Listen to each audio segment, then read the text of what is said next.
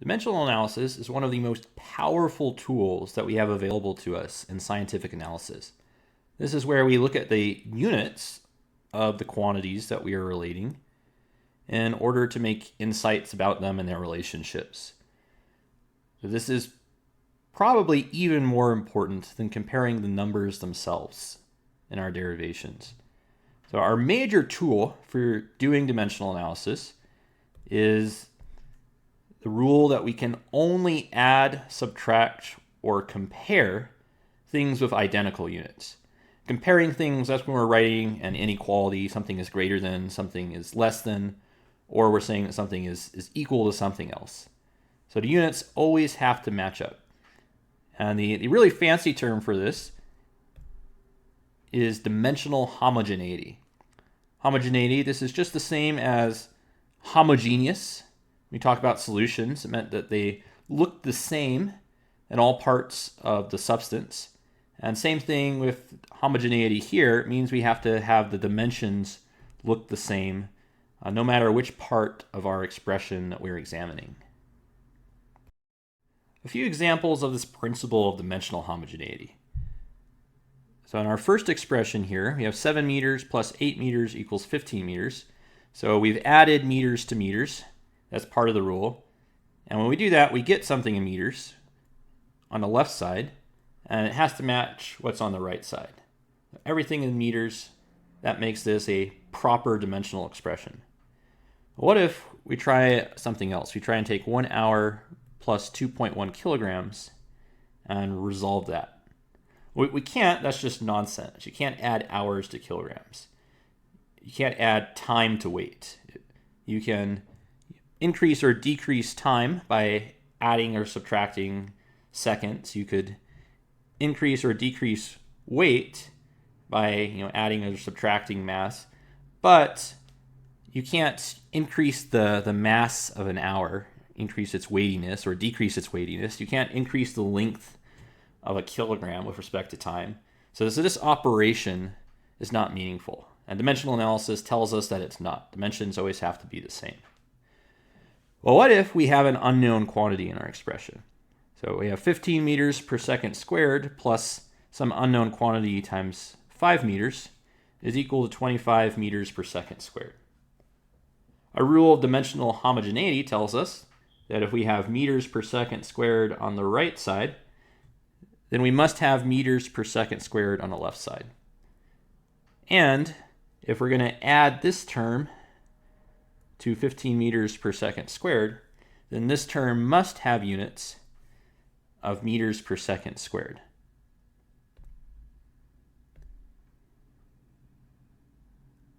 So we can treat this algebraically.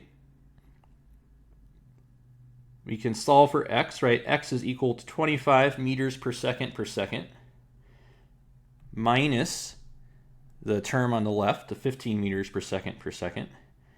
Now to get x by itself, we just have to divide by 5 meters. So let's go ahead and do that.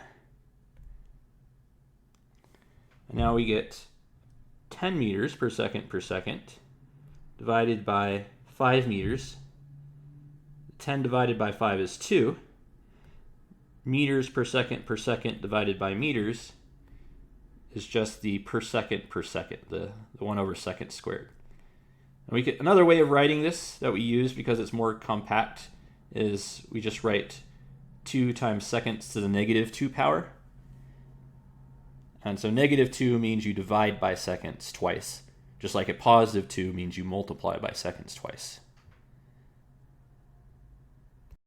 On our quest to apply these dimensional rules in our analysis of different things in science, we're going to frequently encounter what's called derived units. These are units expressed as a ratio of our other more fundamental units.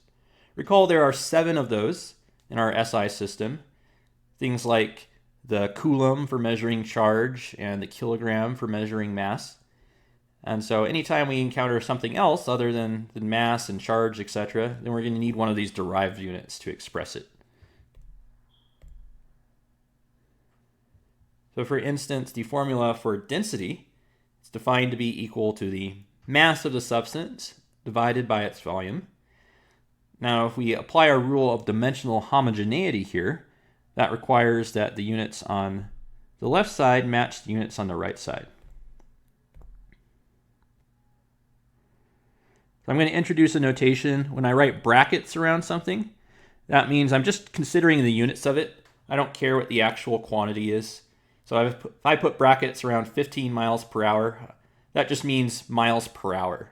Don't worry about the 15. And our rule for dimensional homogeneity is that the units of density must match these units over here. Remember, we can kind of treat those like algebraic components. And so units of mass, the kilogram, units of volume. Well, we don't have an SI unit for volume, but we do have an SI unit for length. And if we take the cube of length, we get volume. And so this is also a derived unit. So we have the meter cubed for the SI unit of length. And altogether, kilograms per meter cubed is our SI unit of density. Now let me ask you a question. Do you have a density meter on your phone? Can you take a density probe out and determine the density of an object sitting in front of you? Well, you can't. And the reason you can't is because we've basically invented the idea of density. The universe doesn't know anything about this ratio here, about density, but it does know about mass, and it does know about length, which gives us volume. And so density is just a fiction that we have invented because we decided that it was very convenient to be able to compare the densities of different substances. And we can do that with any units. We can multiply and divide units to our heart's content, inventing new ratios. Doesn't make them physically significant to the universe as far as we know, but it can be useful for our own bookkeeping to keep track of them. Whenever we notice a consistency somewhere, we might want to invent a derived unit in order to make comparisons. But when we add and subtract units, when we compare them, we set up an equation, then that's when it matters that everything has the same unit. And we are mathematically bound to that principle. So an example, the derived SI unit for energy is called the joule. Now we're going to want to express it in terms of our fundamental SI units. Well, the first thing that we're going to need is we're going to need some relationship, something that is going to give us some insight into the units that are proper for a joule. So what we can actually do is we can just think of any equation for energy that we can come up with. So a really common one is E equals mc squared. You probably knew that just from pop culture growing up before you had any idea what any of these terms meant. Okay, well now that we have an equation, we can apply our rules of dimensional homogeneity.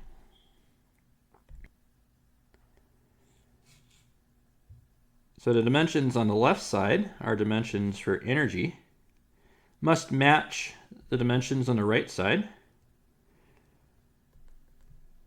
which are the dimensions of the m times the dimension of the c squared. And since we're talking about energy, then this must give us the units for the joule, because the joule is energy. Okay, well, m you might know as mass. So the SI unit of mass is kilograms. C is the speed of light. So speed is distance over time. The SI unit of distance is meters, and the SI unit of time is seconds. And these are squared.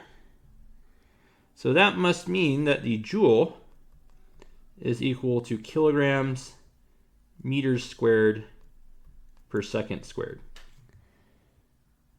It's very useful to be able to do this. Even academically, you might be taking a physics exam, and you might be asked what the units of the joule are, and you don't remember. But if you can just pull an equation out of thin air like this, you could very quickly figure out what the units of a joule should be. we're often going to want to interchange our units. So if we are working in units of kilometers, we might instead want to have units of miles, both of which describe distance, but according to different references. So there's actually a trick here that comes from our dimensional analysis. We can always multiply any number by 1, and that doesn't affect the number, so it's always allowed. Now if we write this quote-unquote 1 as a ratio, like 4 divided by 4 is equal to 1, involving the units that we have and the units that we want, then we can convert the units without affecting the value of the quantity. Let's say that we want to convert 20 centimeters into inches using this method. So we can multiply 20 centimeters by 1.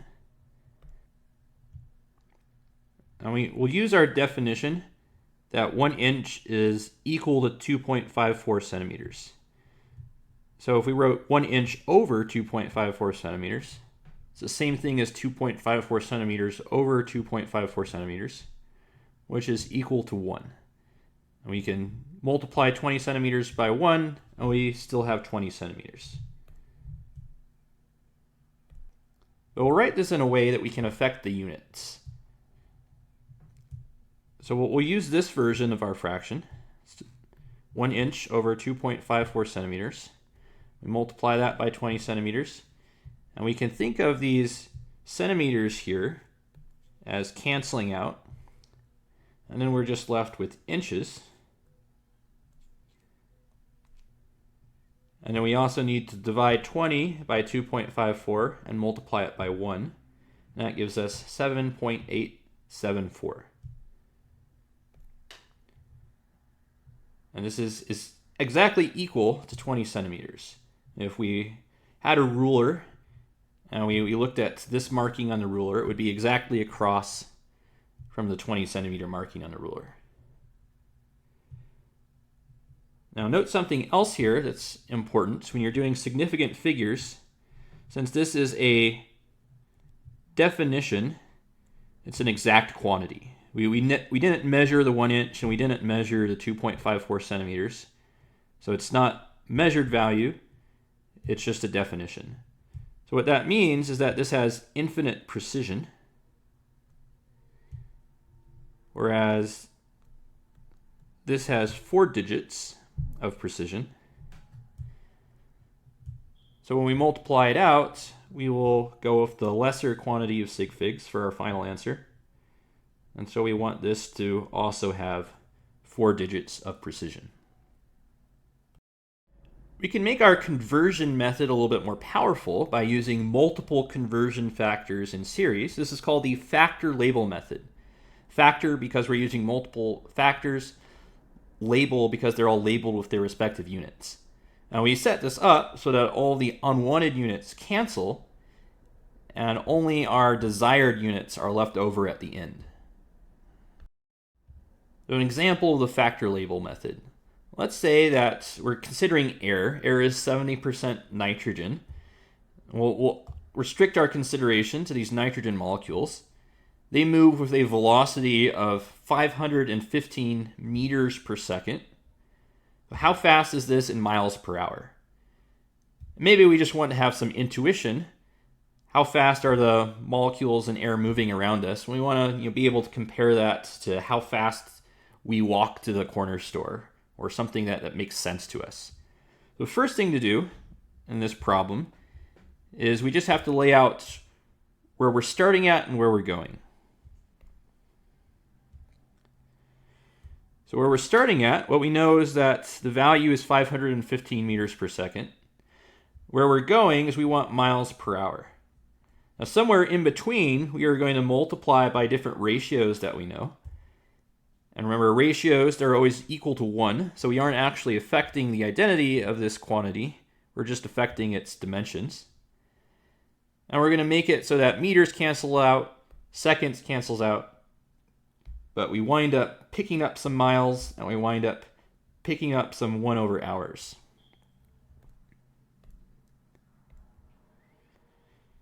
So our trick is that we're going to use any known conversion factors that we have available.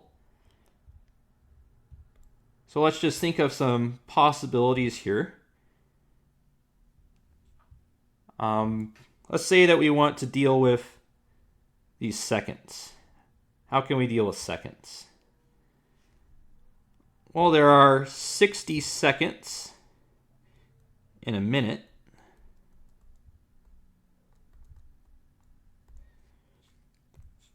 Now, since I divide by seconds here, and I multiply by seconds there, they're going to cancel out.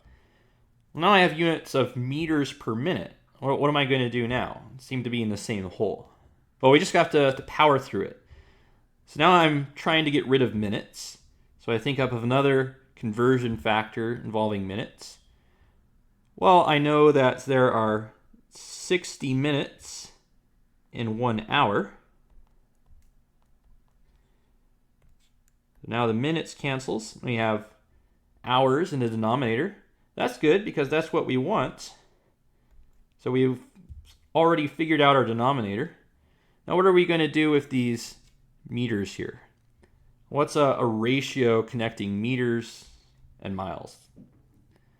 Well, I don't know one, but how about thinking of miles? We could convert miles into kilometers. If you run 5Ks and 10Ks, you might know that conversion factor off the top of your head. There's 1.6 kilometers for every 1 mile.